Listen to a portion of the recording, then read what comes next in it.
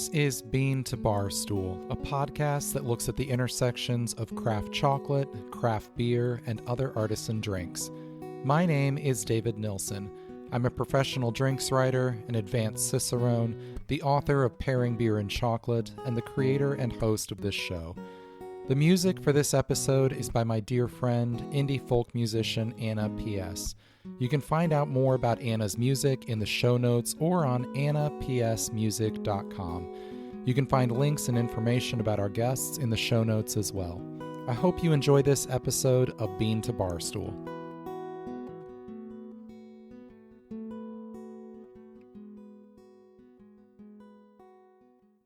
Hey everyone, welcome to Bean to Barstool. I am recording this episode today in the middle of scheduled chaos, which is kind of what my October is every year. I just got back from judging beer at the Canada Beer Cup in Calgary. I am leaving in a few days to judge at Copa Cerveza, Mexico.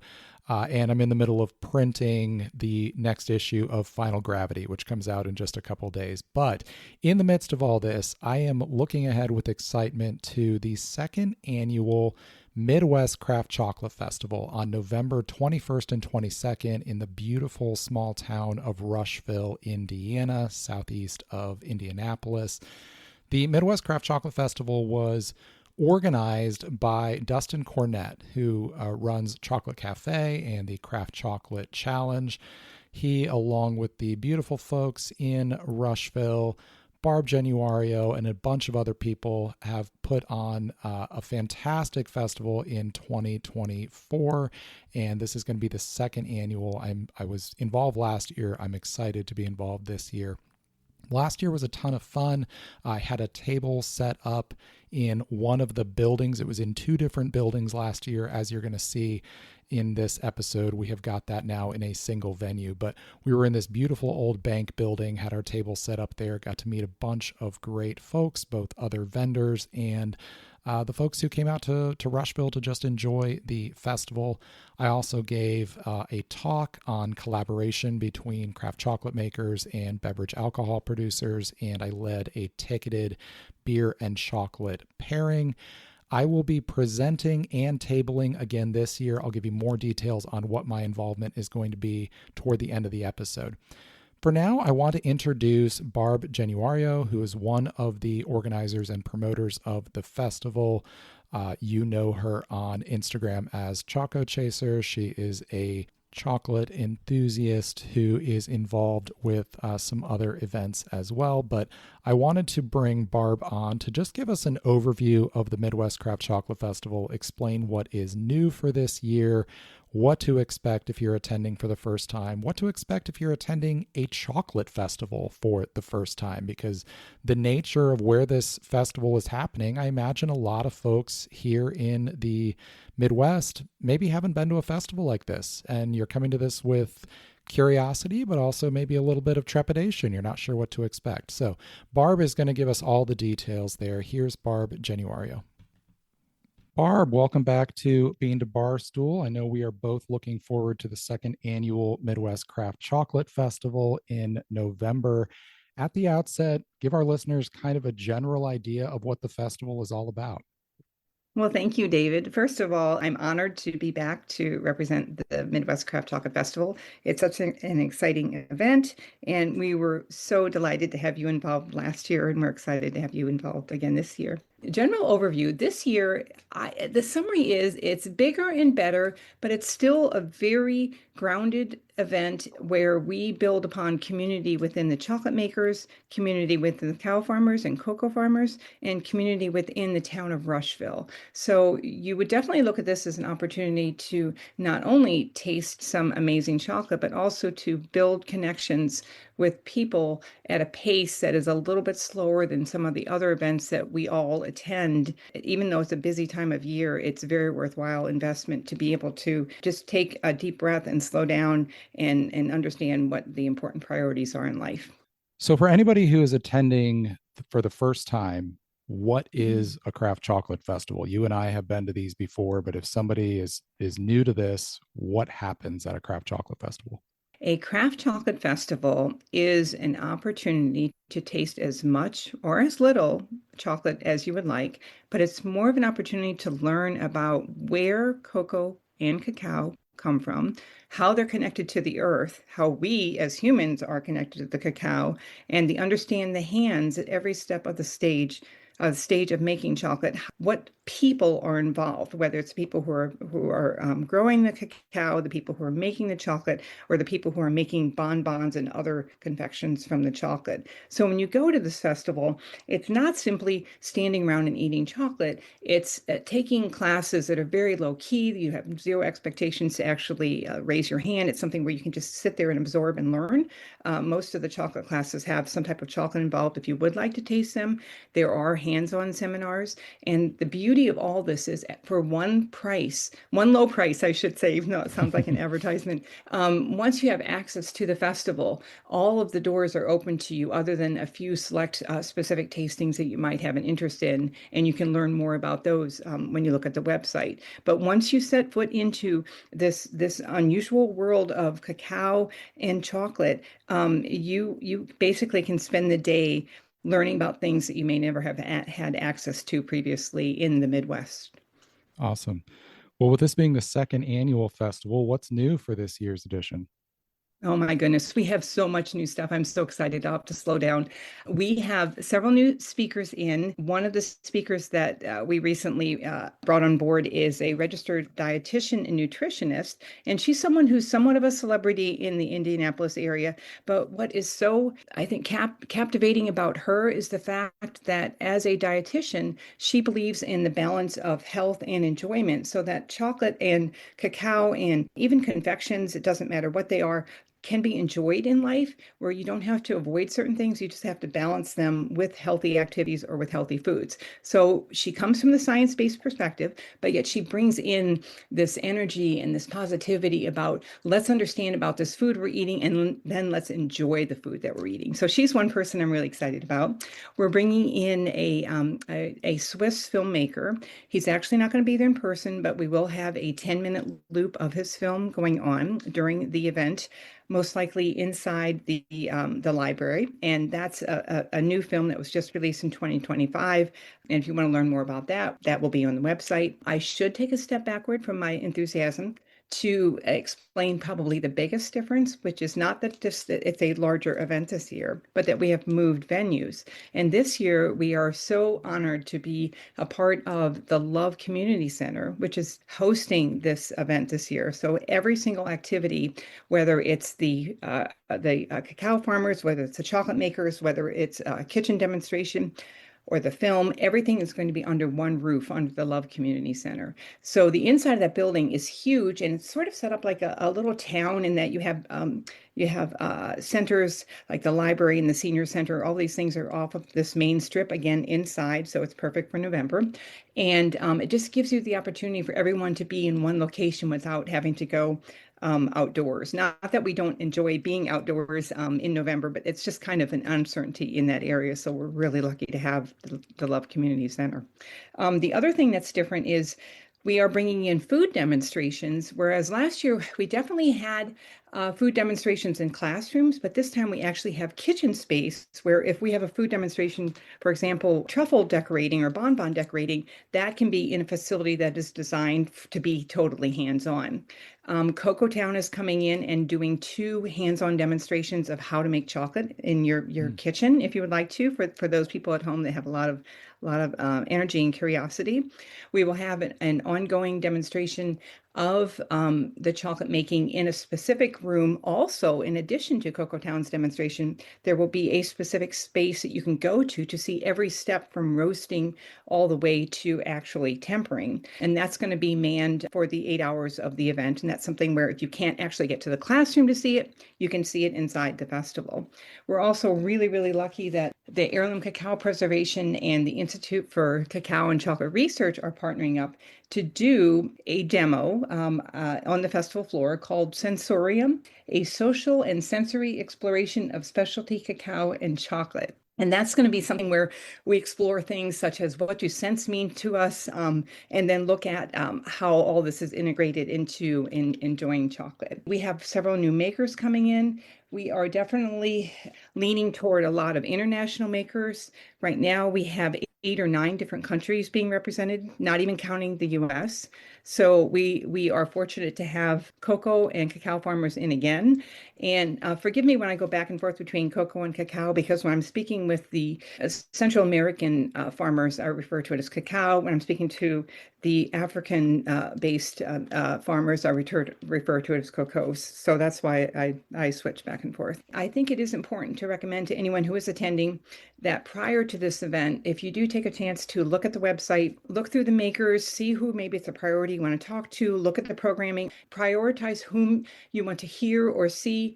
There is so much activity that you can be easily distracted and miss a seminar or class that you would like to see. So one thing that I do when I attend a festival is I make a note or set my alarm on my phone that at 1 o'clock, I definitely want to go see this presentation. So that's why prioritizing those talks that are more important to you, although they're all of value, is something you should make a mental note to do so that you don't miss anything. Although we are hoping to be posting all of the classes and seminars online, if they're not hands-on, on the website after the festival is finished. So people that are even hosting the booths can see and learn from the speakers that we have present. That sounds great. So, looking at the classes and tastings and things like that, you've talked several times here about the educational opportunities and how this is such a cool way to learn. What kinds of things are we looking at in terms of education? What can people expect to learn when they're attending? We'll be right back. Hey everyone, Fifth Street Brew Pub in Dayton, Ohio is one of our sponsors at Bean to Barstool and Final Gravity, our print beer zine, and they just happen to be one of my favorite hometown breweries. They're one of the only cooperatively owned breweries in the country, a testament to their community focus and support.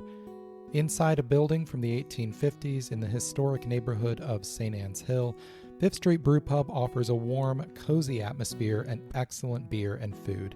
And you can take your favorite beers to go with their Gem City swing tops, elegant swing top bottles filled straight from the taps with regular favorites like St. Anne's Pils and Rough Gem Farmhouse Ale, or whatever their current seasonals are. I recently had a Sage Pilsner from them that was fantastic. Sage is one of those flavors that can get away from you really quickly, but they used it in a really graceful way in this beer. Loved it. If you're in the Dayton area, head over to 5th Street to hang out or grab beer to go, and if you're visiting Dayton, and you should, make sure 5th Street is on your list. Cheers.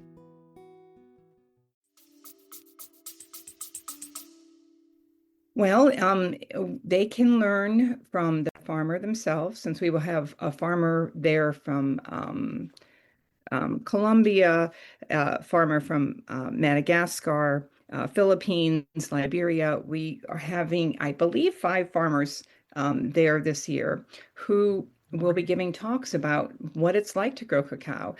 How do we process it? How do we ferment it? And they don't necessarily get into the weeds to the point that your eyes glaze over, but more they bring to you to life how it is to actually be a cocoa farmer and what steps they go through. And most of them, I should say all of them, have such an excitement and enthusiasm that as you're listening to them talk about growing cocoa, you want to go down to the farms and actually visit them because they have this sense of respect and love for what they're doing. And they bring that into the classroom with you, or they even bring that to the booth, the table out in the festival. Anytime that you engage a cocoa farmer, they definitely have the sense of awe for what they're doing. They don't deny, they don't romanticize it and say, "Oh, this is just wonderful. It happens on its own." It's definitely hard work. It's risky. It's the same as any farmer around the world. It's just something that you can't rely on the weather or any of the circumstances of growing. But they have that respect for Mother Nature in a way that is definitely transparent when they're speaking with you. You've learned from the farmers.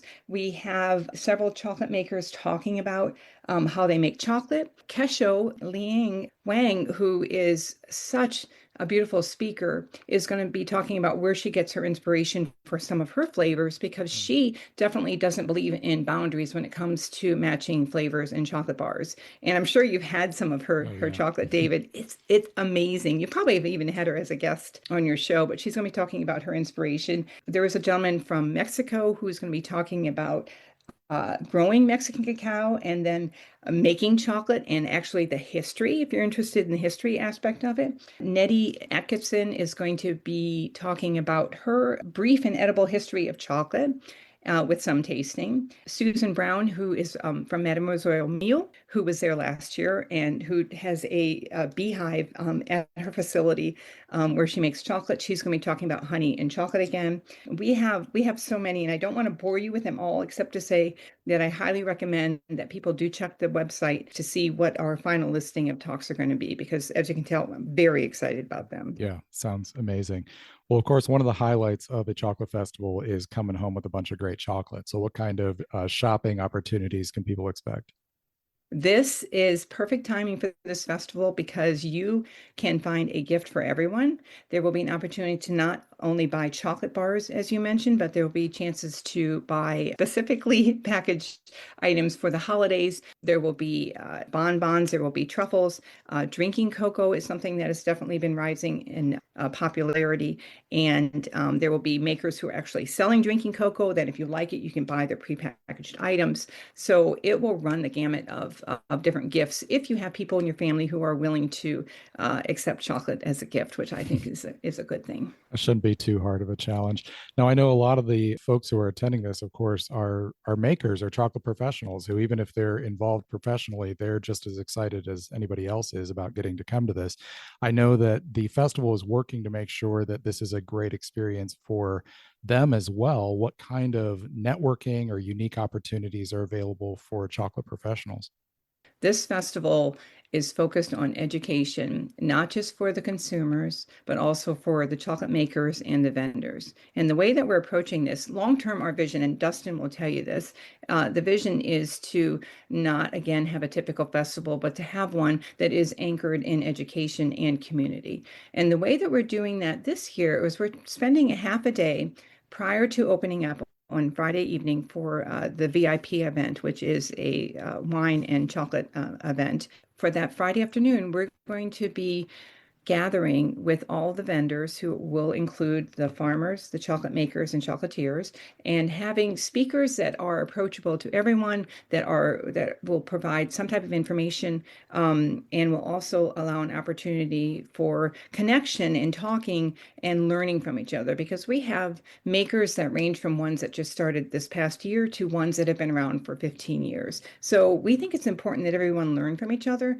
And sometimes what you find at a festival is you're so busy manning your booth that you don't actually talk to the chocolate maker other than maybe the ones next to you. So we're trying to provide this opportunity in a casual environment without it being stressful, just to learn from each other prior to the festival actually opening. And that structure is, as I mentioned, is going to be somewhat, there's going to have components to it, but we also want to be, as I said, a relaxed environment for the vendors. That sounds great. I'm definitely looking forward to that.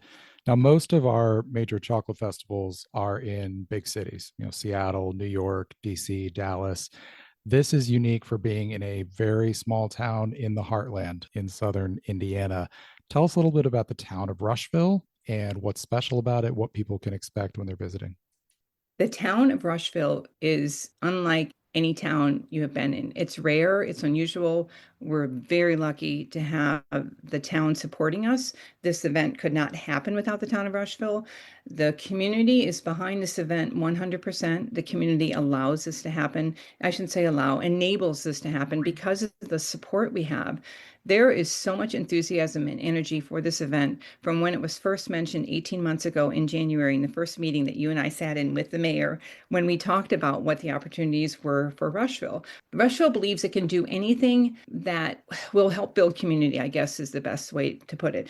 The imagination of that town is beyond belief. So the town of Rushville will also be opening their Christmas Day, Christmas season celebration, the Friday evening that will overlap with when the Chocolate Festival starts. So those that are coming, if you do come into town a day early, you can join in with the Heart of Rushville for the downtown Christmas parade, which some of our vendors actually really enjoy going to. For example, one of the makers from Norway last year, he was so excited to go out and be a part of the Santa and holiday celebration as it went down this old-fashioned Main Street. So there is definitely the Christmas magic that's there too, but I think the core goes back to the people. They're interested in not only learning about chocolate, but learning about the people that are involved in the chocolate. Well, even though you are so busy with the organization of this, and I know you're going to be running around making sure everything is working correctly during the festival, you also got to be excited just to be able to attend this. At the end of the day, you're a chocolate enthusiast just like anyone else. What are you excited about and looking forward to? I am excited not only for the chocolate, but I will say actually Dustin and I are very excited about bringing the people together. And that may sound somewhat pedantic, but we cannot tell you the joy it brings to Dustin. And I probably have not referenced him enough in this discussion because this event could not happen without Dustin Cornett, who is the true founder of this festival and had the brilliance behind making this happen 2.5 years ago when it was a vision for him. He and I are excited about the chance to spend time with the chocolate community because I cannot tell you enough that the chocolate community is so magical. You have people who embrace each other in a way that's non-judgmental, and vendors help each other, chocolate makers help each other. It's unlike a lot of the, if you want to call it industrial communities that you may see. This is a community where people really like to be around each other and learn from each other and just relax with each other. And I'm more excited about the people than I am the chocolate. Although the chocolate takes a big priority for me because I have to have chocolate every day. But I would say it's the people, and then the new people that are coming in, the new makers that we are so fortunate that are joining us. They are someone that we may not have necessarily spent time with in the past, and so we get to meet new people and bring new people into our circle. And that circle is open to everyone, so I don't want to give the impression that it's not. It's just an amazing opportunity to spend time with chocolate people. That's great. Well, I know there's a lot of information here. Where do people go to find all of it in one place? How do they purchase tickets? What are all the things they need to know in order to be a part of this? Most important things to know is that the website is up and there is a link to the ticketing. The website is the MidwestCraftChocolateFestival.com, and I'm sure David will have links Yeah, to I'll have that. links to that for sure.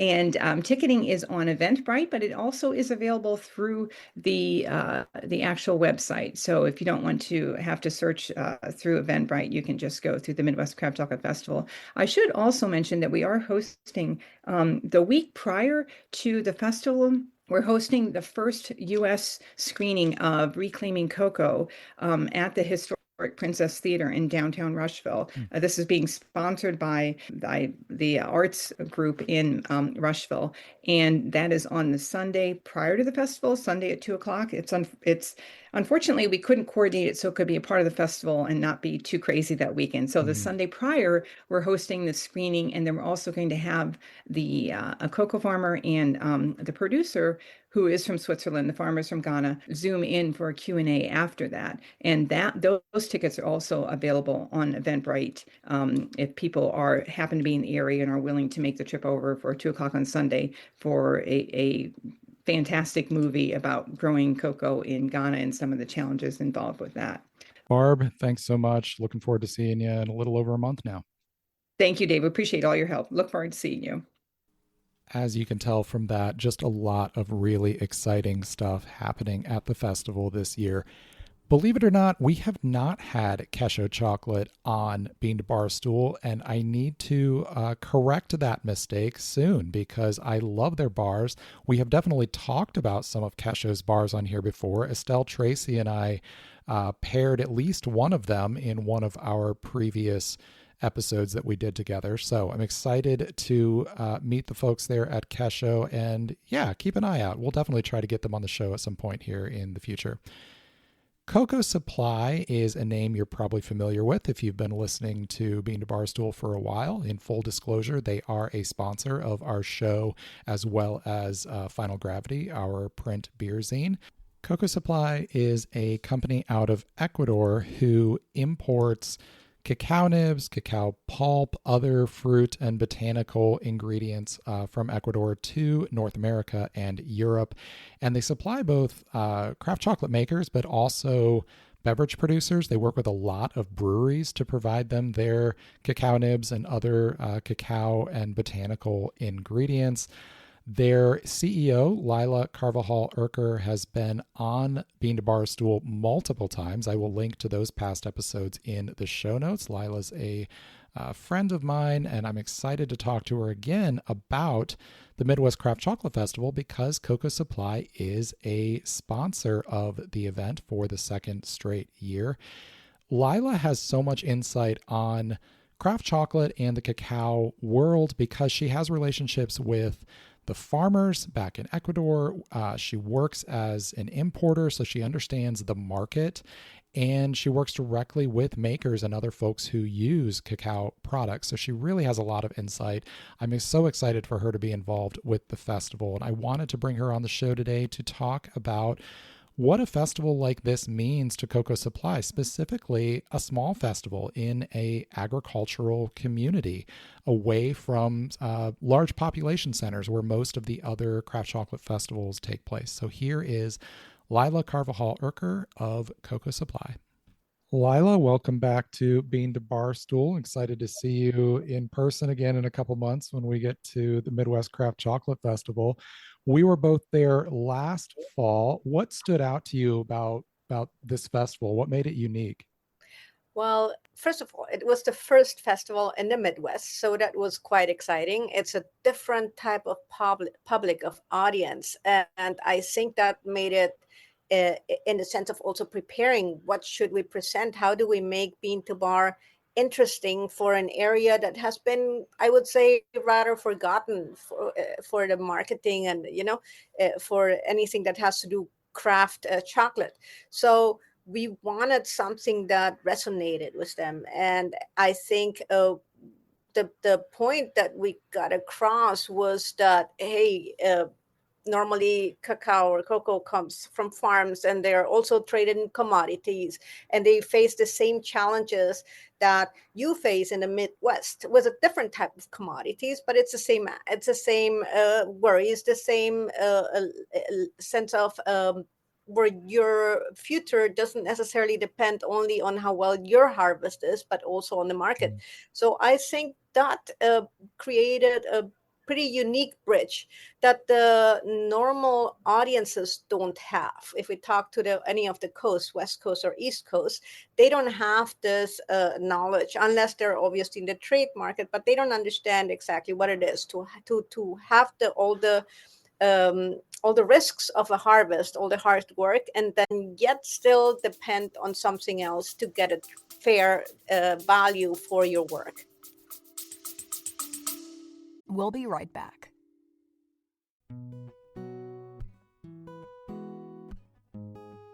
Hey everyone, you may have noticed things in the world aren't awesome right now, and social media kind of reflects that. I built a lot of the following for Bean to Barstool and just for my own writing career on Instagram, but I've been getting significantly lower returns in terms of engagement on Instagram, and well, some of their recent changes don't have me thrilled for the future. So here are some ways to keep up with Bean to Barstool if Instagram and other social media platforms don't prove to be long-term viable solutions. If you do nothing else, sign up for the Bean to Barstool newsletter. You can do that by going to beantobarstool.com/newsletter-signup. That link is in the show notes. That is a weekly email newsletter that covers all the same things we cover here on the podcast. Speaking of, subscribe to the podcast on your favorite podcast platform. Wherever you listen to Bean to Barstool, go there and subscribe to make sure you get notifications of new episodes. If you're a proud millennial like me and you still use an RSS feeder, you can also subscribe to our blog posts, which come out at least weekly. Also, if you are still on social media but don't love Meta right now, you can check me out over on Blue Sky. I'm on there under my personal account at David Nilsson Beer, but I do post all the Bean to Barstool content over there as well. Finally, if you want to get in touch with me directly, you can email beantobarstool@gmail.com. I am not leaving Instagram anytime soon, but these are great ways to make sure you can keep up with what I have going on. Stay safe and take care of each other.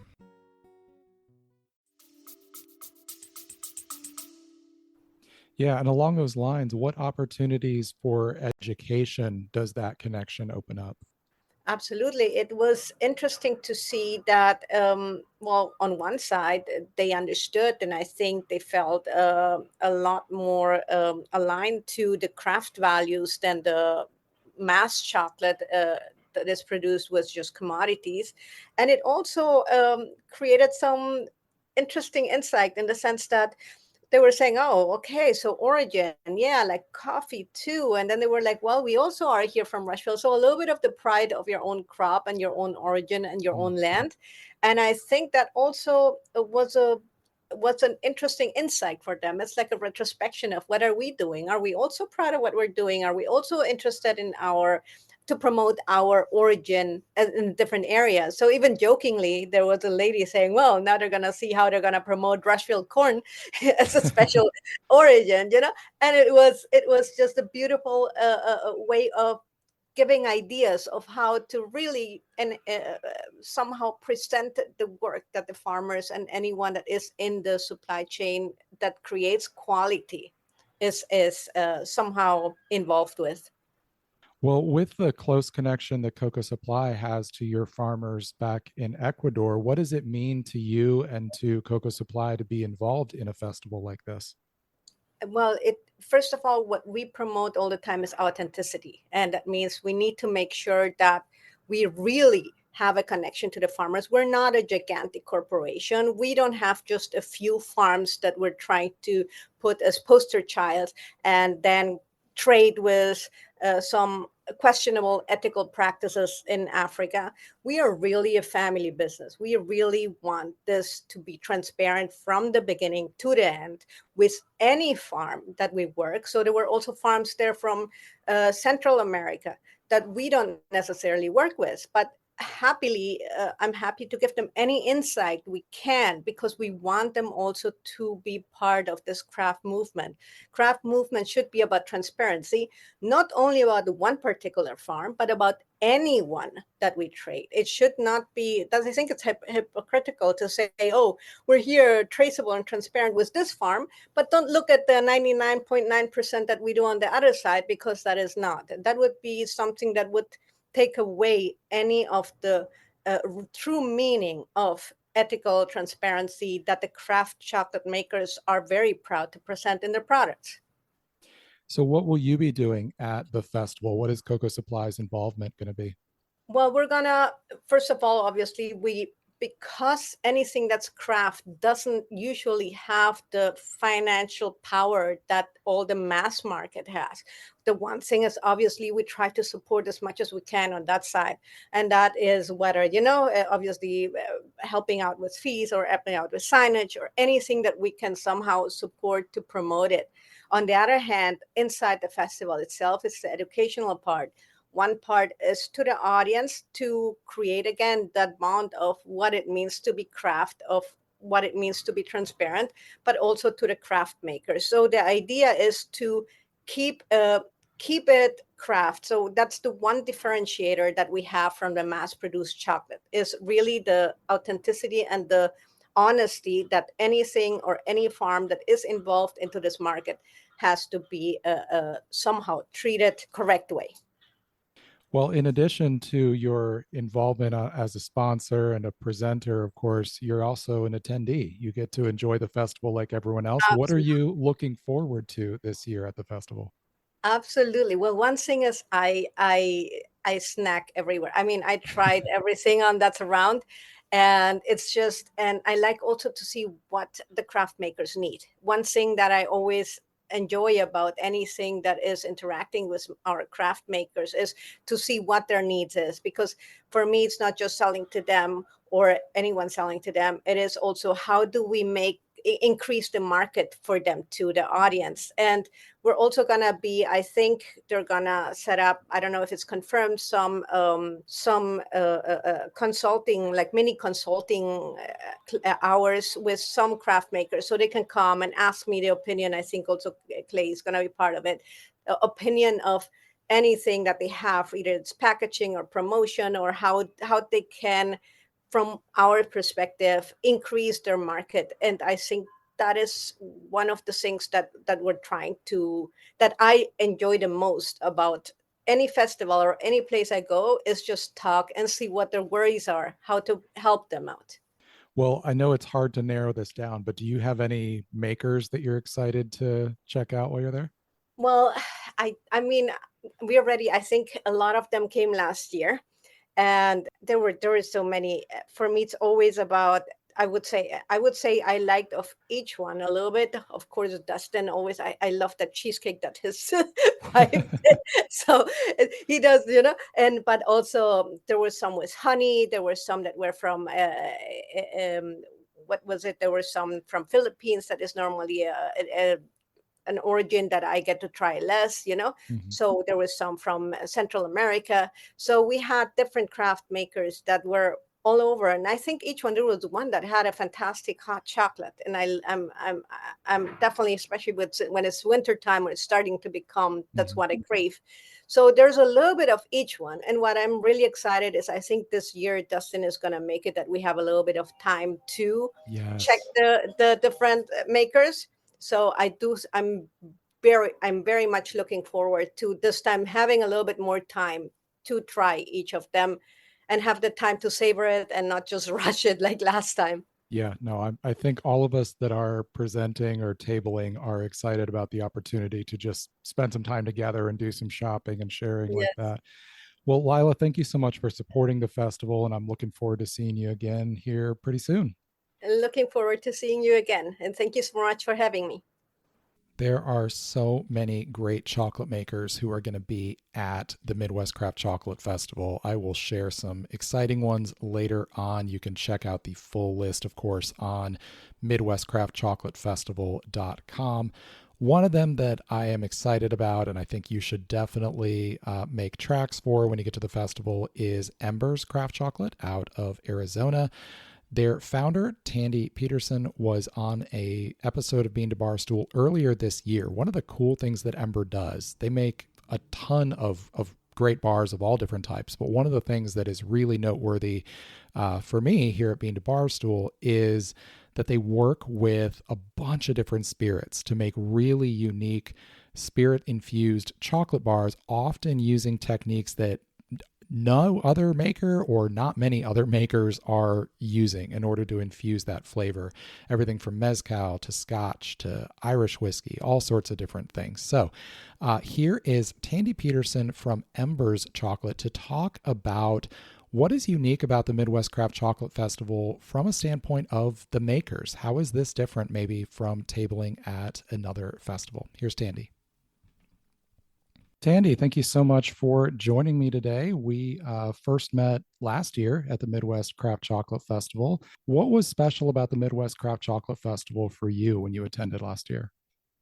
I thought the festival was so much fun. It is just the epitome of this beautiful small town coming together and featuring chocolate. It's a smaller festival, it's a newer festival, but it's just so much more personal. And then there's a huge component that's really focused on the education of chocolate and really getting to the bottom of, where chocolate comes from. There was a lot of people, that had like Hershey's t-shirts, and they were just really excited about chocolate. So to be able to kind of like educate them and just really expose them to the craft chocolate world, so that, it was very new for the town. So I think it was a little kind of shocking for them, but just had a lot of, like, the town has a lot of romance to it. It's like that old world of this beautiful main street you can walk down, and just all the stores are decorated, and it gets close to like Christmas time. It has a lot of like, it's just a very romantic festival, I think. Yeah, for sure. How about for you specifically as a chocolate maker? What was special to you about being able to set up at this festival? I think just meeting all the new people, like you said earlier, I was able to pop around to the different makers and meet, Susan from Mademoiselle Miel, and I got to meet you, and I've got to meet a bunch of people like that were across from me in different booths, and then those connections just last forever. I'm still good friends with Mike, and we reach out like back and forth. So I think it was just small enough to where we could really meet and have personal relationships with each of the makers and get to try some incredible chocolate from different parts of the world. And I'm in Arizona, so I don't make it out to, that East Coast or that area as often. I know it's not like specifically East Coast, but just East in general. So I'm just not exposed to a lot of the chocolate of Michigan, and, like Chocolate Thunder was there, and like a lot of other people. Just meeting them, I thought was really incredible. Well, on the note of getting to talk to other makers and meet other makers, we're adding some fun things for this year's festival with that. What are you excited about some of the changes for the second year of the Craft Chocolate Festival? I just think this festival is going to get better year over year. I spoke to Dustin the other day, and I'm not able to personally attend because I'm getting ready to open up kind of a brick and mortar for my chocolate in a restaurant, which is really exciting for me. But I'm able to send my employees. So all the Embers bars, we're still going to be there. But I am excited for her to go to kind of the little makers conference the days ahead of time. Adding a whole educational series was something we spoke to Dustin about really being interested in doing last year. And I know that they're doing a lot of work for it. So to be able to have a panel of chocolate makers talking about their experiences and like their troubleshooting in terms of like roasting and getting beans and how the market is going, I think it's just going to be an incredible experience for Missy, who's been, my right hand and worked with me over the last 2 years. And she's my only other employee. So I think it's really incredible for her to be part of that. And I'm bummed that I'm not going to be there, but I'm looking forward to being there next year. So yeah, well, we'll miss seeing you this year. You and I spoke earlier this year for another episode of Bean to Barstool all about your chocolate making and some of your amazing bars. What can people look forward to picking up at the Embers Chocolate booth at the Midwest Craft Chocolate Festival? Well, we'll have some of our staples like the elote chocolate will definitely be there. That was a top seller last year. I had no idea there'd be such a corn crowd there. But yeah, the elote won a gold at Worlds last year, and then it also got another silver this year. So it's definitely going to be one of our featured chocolate.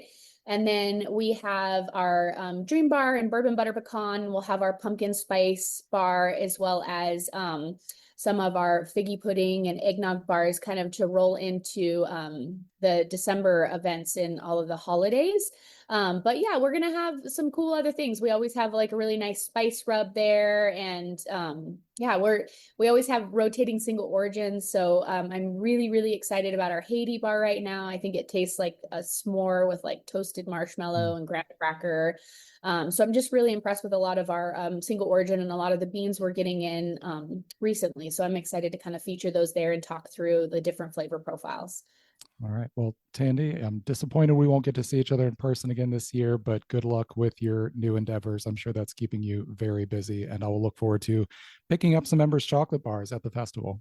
Yes. Well, thank you so much for including me on this podcast. I always look forward to it. Good luck to Tandy and her team at Embers. Opening up a restaurant sounds like a ton of work, but I know she's going to do a fantastic job at that. So good luck to them on that new venture. My oldest friend and connection in craft chocolate is London Co., who runs Peace on Fifth here in Dayton, Ohio.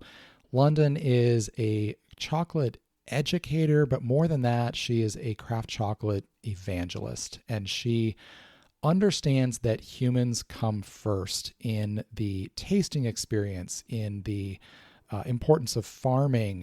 When it comes to the makers themselves, she centers human beings and the connections between us in those experiences, and she understands how powerful our senses are and our emotions and our imagination and our memories when it comes to forming those connections. And so when you taste chocolate with London, your eyes just kind of get open to what this can mean.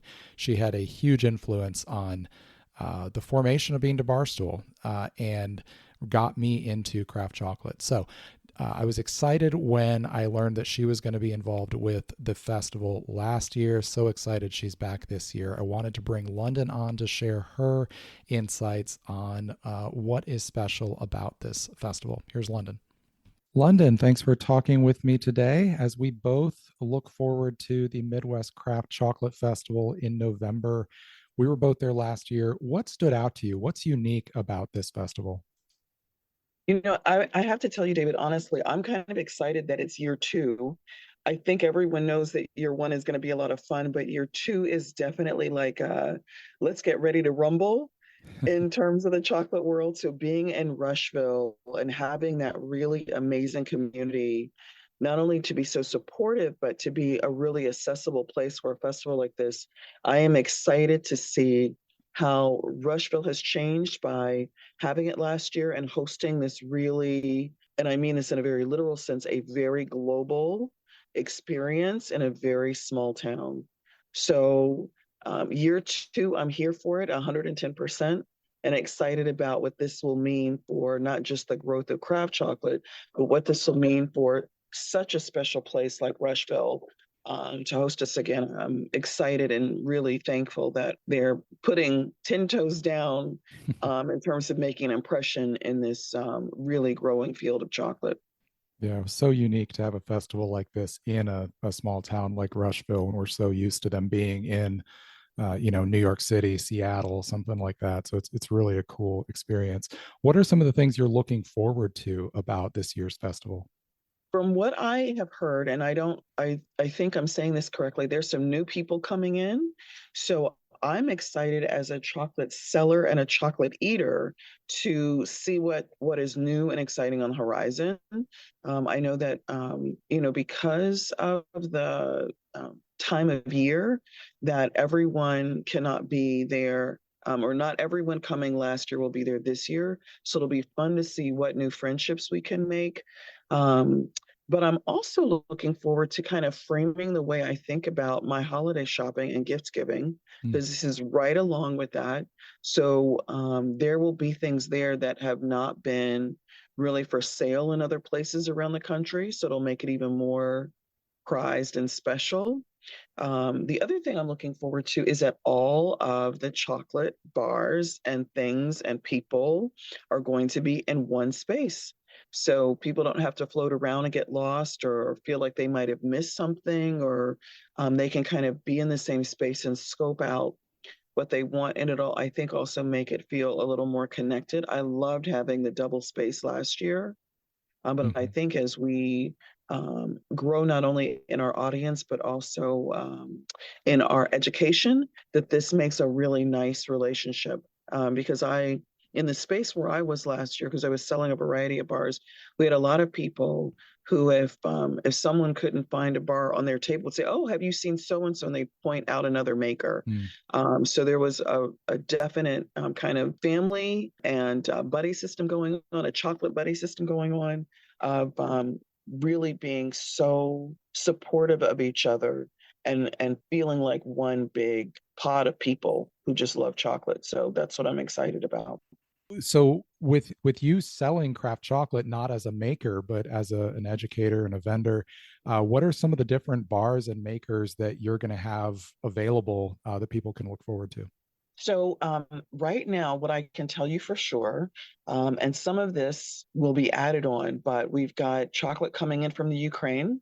We're waiting for it to be shipped out and go through customs, as many people who do any kind of shipping would know. And for those of us who don't do shipping, you may not know that the tariffs are definitely encouraging people to be more thoughtful about where they're shopping, Mm. but it's also encouraging makers to be really thoughtful about where they're shipping. So we're hoping that we get our box from the Ukraine. We've got chocolate coming in from India, from Honduras. We may, crossing fingers and toes and eyeballs, I may even have chocolate coming in from Cuba. Oh, So wow. there's some fun new things happening, and then some good classic pieces that I always tend to have in terms of origin and makers. I think what is really different about what I do is because I don't make chocolate and just spend most of my time educating about chocolate. My relationship is more with the farmer and not as much with the bean. So I am very interested in supporting makers that are small and exploratory, and some of whom are very new in this walk. And so it will be this lane that I'm kind of in will help, I think, be a great partnership for those people who are exploring and want either not just information about chocolate, but want something that they maybe have never seen before. Which, by the way, that part, never seen before, will be true of many makers that will be there. There will be lots of chocolate there that will be so individual to this particular festival, and will make it such a rare treat. I mean, if you can imagine your friends in Chicago or in Milwaukee or in Austin saying, "Where did you get this from?" And you say Rushville, Indiana, that's what's going to happen. So I do have some makers that I had last year, but I've also got some new things that I'm working on that I am thrilled beyond measure to have. That's really exciting. Do you have a particular maker at the top of your list that you're excited to fangirl over and buy all their bars? Ooh, yes, but I don't want to reveal them yet. But I have because if we can't get it worked out or we can get it on time, I don't want to be at the festival crying in the corner over spilled chocolate. But Understood. I do have, there is a maker that I'm hyper excited about. And if we can get it worked out, they shouldn't be as much of a problem to get their product. But there is a collective in Honduras that I just started carrying. Oh, actually, two. I'll give you two. And this maker in Honduras, they're using these really fat, gorgeous Trinitario beans with raw sugarcane. Mm. Beautiful, beautiful, beautiful. I just started carrying them. I just came back from, I was speaking at a conference in Honduras last month and found them at the conference. Their package is no label. They've never been outside of Honduras. And so it took us a while to figure out how to get them shipped. But I now have their beans and they are absolutely fantastic. So people who are not used to raw cacao, or who always think that cacao is bitter, this shatters the complete taste ceiling on that experience. And it's so delicious. So I'm excited to have them. And then I've also got a small farmer who is running a coffee shop in Cameroon, who has also never been outside of Cameroon. Well, just once, but that was, I was carrying his chocolate then. And he does this really gorgeous, gorgeous Cameroonian chocolate that is grown in this very rich, fertile volcanic soil. It is dense, it is rich, it is gorgeous, not bitter, even at the 90%. It's spectacular. So if you've got anyone who drinks beer or bourbon or whiskey or smokes cigars, it is so beautifully bright and eventful. And just a pleasure to behold. So those are the two major ones that will definitely be there. And then I've got some other ones that I'm like dancing in the street for. Yeah. Well, those sound amazing. I'll definitely have those on my list to look forward to as well. On the Mhm. subject of farmers, one of the unique opportunities that this festival provides is being in a rural agricultural community that is primed to understand the importance of farming. Can you talk a little bit about that component and how that adds into this festival? David, that is such a very thoughtful and gracious question. I really think that so many festivals are missing the mark by not including farmers. Farmers are not just the backbone of how we eat, but even how we see the world. They produce food that helps to nourish us in such a way that you can feel their affection and attention to what they grow and how they spend time on their fields. Farmers do some really amazing things to make our world go round. So to be in this agricultural environment, talking about a food that we don't typically think of as agricultural, we typically think of it as candy. Mm. Um, I think kind of shakes up the idea that chocolate is something that grows, that is farmed, that is harvested, that is produced, instead of just the beans come from, Jack and the beanstalk and get sent to a sugar factory somewhere. This farming community understands the labor of love, that working a field, that understands how weather can affect what is grown and how it is shaped and how it tastes. This community also understands how precious that farming relationship is, how what you plant you may not see the result of for a variety of reasons. Maybe the time it takes, maybe the varietal it is, whatever that is, that you really are a future romantic when you're a farmer, and having these really this prized space of farmers who can come in and understand the mechanics of making chocolate grow, what partnership plants mean, and why something tastes a certain way. It is, I think that many festivals around the country, even the world, are missing the mark by dismissing the farmer. This kind of puts the farming community central and forefront by acknowledging that this is a food product that is growing, and that we have a beautiful opportunity to celebrate not only the farmers in our country, but in the farmers where cacao is grown because of how special it is. I will say this also, that this festival is one of the few festivals that proportionately has more farmers as chocolate makers. People like Elmer Pineda from Yehoah Chocolate, farmers like that who can actually speak to that when you talk to them. And they have such an affectionate relationship with their beans. They understand when there are hardships due to weather and loss, but also farmers are not necessarily the people that are rolling in dough. They are trying to find really equitable and sustainable ways to maintain chocolate production. And so that also gives us this really beautiful insight. So for those people who are coming to this festival, I think it will be wonderful to see how farmers think about the products that they're growing and how farmers respond to a product that is specifically grown with farmers in mind.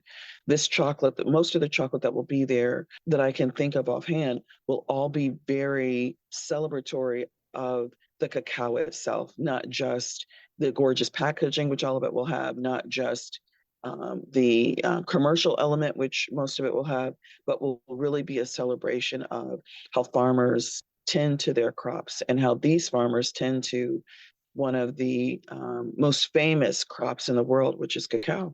I love that. London, always a pleasure to talk with you. Looking forward to seeing you again in November. Yes, thank you so much, David. I really appreciate your time. All right, bye-bye. Definitely check out the Peace on Fifth booth when you're at the festival. If you are tired of seeing me post about these Ukrainian makers on Instagram, you can finally pick them up in person when you are at her booth, Stranger Chocolate and Sisters Aid Chocolate, provided they are available and all the supplies come in for that. You'll be able to get those, and it sounds like a bunch of other amazing bars at the Peace on Fifth booth. At my booth, the Bean to Barstool booth at the festival, I will be selling copies of my book, Pairing Beer and Chocolate. I will also be available to sign that if you desire, although my feelings will not be hurt if you don't want that. I'll also have some great chocolate and cacao photography and prints and cards available for you to get. I'll also be selling some bars that have that represent different collaborations with beverage alcohol. So I will be carrying some bars from Somerville Chocolate, their beer bar, their hops dark milk bar, and a new one made with mezcal. Have some great bars from River Seed Chocolate, including their delicious peach IPA bar, caramel rum, and mint julep. And then I'll have some barrel-aged bars from Violet Sky as well.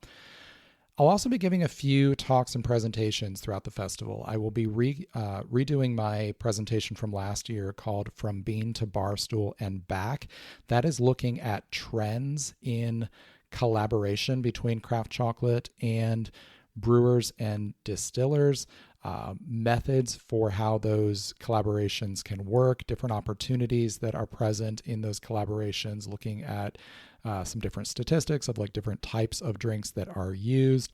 I will also be taking part in a panel from several different presenters giving short presentations and then sitting on a Q&A panel. My presentation will be on how craft chocolate makers can better work with media to tell their stories. So if you are a maker or somebody else in the industry who's going to be attending, that can give you some insights on how to interact with the media and get your story out. Also, I will be leading a ticketed tasting of beer and spirits infused chocolate bars on Saturday. Depending on how sales go for that, we may be doing 2 different sessions. You might not see that event on the website yet. I will be getting that up, getting that information out in the coming days, hopefully. So definitely check that out. That is going to be a really fun tasting of bars that you probably haven't tried before, but definitely are eye-opening in the way that they bring together flavors from the drinks world in a chocolate format. Bunch of amazing makers I'm excited to get bars from. Argon Cove, I haven't had them on the show, but I did do a Instagram live pairing with them in the past. Excellent bars out of Nicaragua. Encore Coffee and Chocolate. If you like coffee infused chocolate bars, Encore is making them as well as anybody in the world is right now. So definitely check out their bars. Cacao, as I mentioned earlier. Yohoa from Honduras has some excellent bars. Yellowbird, who I've had on the show previously. Definitely, like I said, Peace on Fifth is going to have some fantastic bars that are very, very hard to find. Chocolate Thunder out of Michigan. Check out the Midwest Craft Chocolate Festival website to get a full list of those makers. So many fun ones.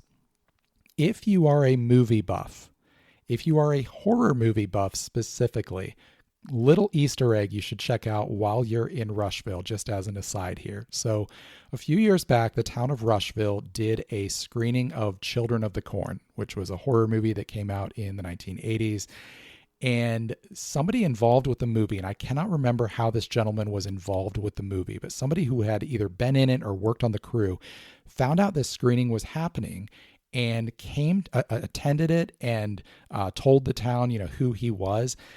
In downtown, there was a large mural on the side of one of the old buildings that shows a farm scene, and part of it is some standing corn with a combine harvester that is coming through the row to harvest it. Down in the roots of the corn, you can see a person's face, and it is that gentleman who was involved with Children of the Corn. Again, I can't remember what his exact role was, but I am a horror movie buff, so I was really excited to find that. So if you are into movies, while you're in downtown Rushville, definitely check out that mural and search through the base of the corn there to find his face as a fun little Easter egg for spooky season that we're in right now.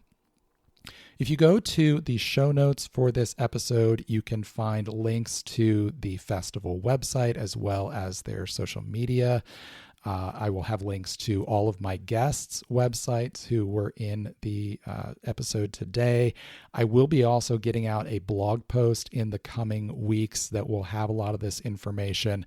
Like I said, in a couple days, I am hopping a plane to Mexico to judge beer, so I am kind of in a crunch right now, but I will get that blog post out soon. This festival is a fantastic experience and a fantastic opportunity. So many of our big chocolate festivals, pretty much all of them, require traveling to the coasts or to a big city to attend. This is right here in the heartland. So if you are in the Midwest and you have not had a chance to attend a chocolate festival, this is such an accessible opportunity. The cost is incredibly affordable. The tickets to get in on Saturday to the general festival are $8. If you want to attend Friday night's VIP wine and chocolate pairing, as well as access to the festival, those tickets are just under $55 with fees. There are a couple other things that are ticketed for individual presentations. Like I said, my tasting that I'm going to be leading will be ticketed. That information will be out shortly if it is not out when you check right away. So definitely make plans to attend. I am excited about presenting and tabling at this festival. It's such a unique experience. I can't wait. Come on out. We'll look forward to seeing you at the second annual Midwest Craft Chocolate Festival in Rushville, Indiana on November 21st and 22nd. Cheers.